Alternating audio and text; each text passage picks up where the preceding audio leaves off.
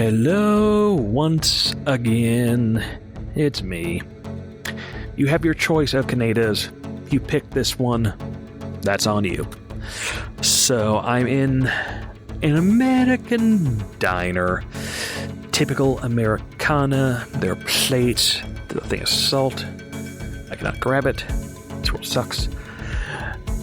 So yeah, I saw what is quickly becoming a piece of Americana in itself. A movie based upon an 80s toy line. Can you guess which one? There are several. It's the 7th in this series, because there's 7 of these. Transformers. I catch here. So, yeah. This one was Transformers Rise of the Beasts, or Beasties maybe in Canada. Not sure if they're having to rename it there or not. So, 7th one of these Transformers films, 2nd one without Michael Bay, another new director for this one whose name I did not even bother looking up, and this one is bringing in the Beast Wars character, so Optimus Primal Monkeymon, Cheetor is here, Rhinox has one line maybe, I couldn't tell, Air Razor's here, and it's Michelle Yeoh. That's nice. I don't remember who's playing Optimus, but they're fine. So, yeah. This is a sequel to Bumblebee, which been about 5 years now out. And that was the best of these Transformers movies. And that still holds up after this, by the way. This wasn't bad, though. This was fine. It was decent. It was pretty good. Unremarkable, which... This is a double-edged sword, because Bumblebee, great directing, good casting, knew what it was doing, small scale, small stakes, worked pretty well. This one is trying to thread the needle between the old Michael Bay ones and their massive excess, just cacophony of noise and stuff, and Bumblebee's sentimental, heartfelt, scaled down, smaller casting, yada yada. Does it work? Mostly. Like, the human characters are here, they're fine, they have arcs, they are a normal human beings instead of the weird, racist caricatures or uncomfortable, whatever the hell Marky Mark was doing, goings on of the Bay stuff. But they're not as interesting as the character from Bumblebee. There's no John Cena being John Cena. But they're fine. It's fine. You have the Autobots. You've got Optimus Prime is your main, basically our secondary main character, which, hey, considering he's been the show boy for the entire franchise, about time he had more of an arc and a plot in one of these things. So he's got his thing going on. He's acting somewhat appropriately. Again, this is throwing a weird needle between cartoons, the cartoon stuff, and Bumblebee established, and the Michael Bay stuff. So, like, Optimus is mostly behaving like he should be, even though he's talking about killing people, and he does rip out a spine or two. But he's not too bloodthirsty. Like, the guys he wants to kill, he has perfect justification for wanting to kill. So, like, that's okay, it's expected. This is not the give me your face Optimus from the Bay ones, which is nice. Everyone else here is fine. Bumblebee is in the movie for a bit. And our main other bot is Mirage, voiced by human punching bag Pete Davidson. And thankfully, he's pretty good. He's actually pretty entertaining here. Like, I don't mind Pete Davidson as an actor.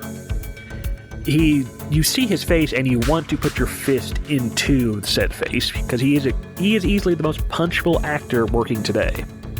That said, he's not a bad actor. Punchable, but not bad.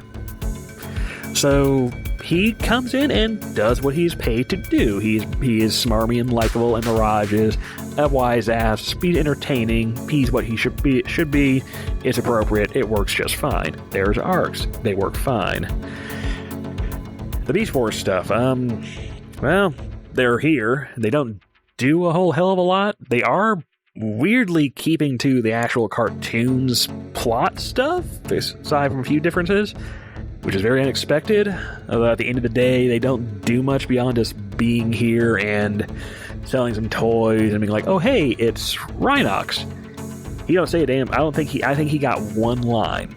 Now, I couldn't tell if that was him talking or Cheetor, but either way, it was one line if it was. Cheetor's here. He has a few lines. It's mostly primal aerator. The aerator is Michelle Yeoh, so she gets a pretty meaty little bit of stuff to do. She's good. She's fine.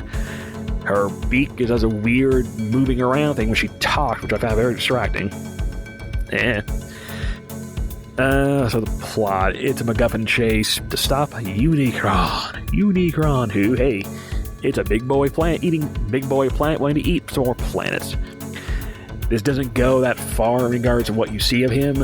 I feel like, and especially with the way this thing ends, they are hunkering down for at least one more movie. I don't know if they're going to get one more movie.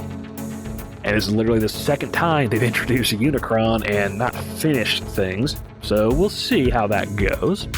I'm down for another one, at least to wrap this shit up. But everything's fine. Because Unicron's here, there are some nice touches regarding him. Like, you hear some of the movie themes or pop in for his stuff. He looks correct. They don't have old Orson Welles doing the voice because, dead. But they have, I think it's Lance Hendrickson? It's somebody I recognize, and I could look it up because that would be something responsible for a movie reviewer to do. I'm not that. I'm a cat. I'm the internet. You're lucky I showed up at all. Plate. Salt. Anyway, back to topic. It's fine. The action's good. It's easy to follow. It's not the gigantic, horrible mess of the base stuff. All that said, I will say that when you remove the unpleasantness and the cacophony of just what the crap choices from the Michael Bay versions, it feels like something's a little missing, honestly. Like, I'm not sure what. Maybe it's like the nasty sauce is gone. I'm not sure if that's a bad thing or not. It's just something feels like it's absent. Bumblebee did not have this problem. I think it was because there was more of a clear goal in mind of what they wanted to do with that movie. Clear direction, clear plot. What they were doing a thing. This one's not so much doing a thing as it's trying to find the middle ground between please your audience, bring in the people who like the Michael Bay stuff. Because at the end of the day, there were 5 of those things. They made a lot of money. Bumblebee did not make as much money, but critics and fans loved it. And they have committed fully to rebooting this thing. So, if you wanted to half-ass Bumblebee being the old continuity, well, that's gone now. That's done now. But, anyways, no loss there. So, yeah. Is it worth your time? Well, if you like Bumblebee, yeah. If you like the Bay ones, probably. If you didn't, this isn't going to do much for you, I suppose. This is the 7th one of these. Like, there's things in my Litterbox that are fresher than another Transformers movie. I hate to say that. No, I know. But, yes, this is a bit old hat. That said, the ending is... I want that to happen. That's some nuts. That's like a Tanuki has sat his crotch on my face and go, look at what I got. Go through with that, Hasbro. You're over here. Go through with that, Hasbro. Do it. Do it. Do it. I want to see it. Do it. Do it. You have nothing better to do. Do it. On that note, I need some service. Waitress. Oh, you don't exist. This is VR. This place is haunted. Sweet. I'm gonna go find some ghosts. Or I could be in that diner from that Stephen King movie, or not movie. That might be a movie. The Stephen King book where they're a bunch of dead celebrities stuck in a diner, middle of nowhere. It's like maybe Elvis is around or JFK. Somebody I can chit chat with. Anywho, have a good night. Toot toots, poop poots. Oh yes, and before I go, like and subscribe.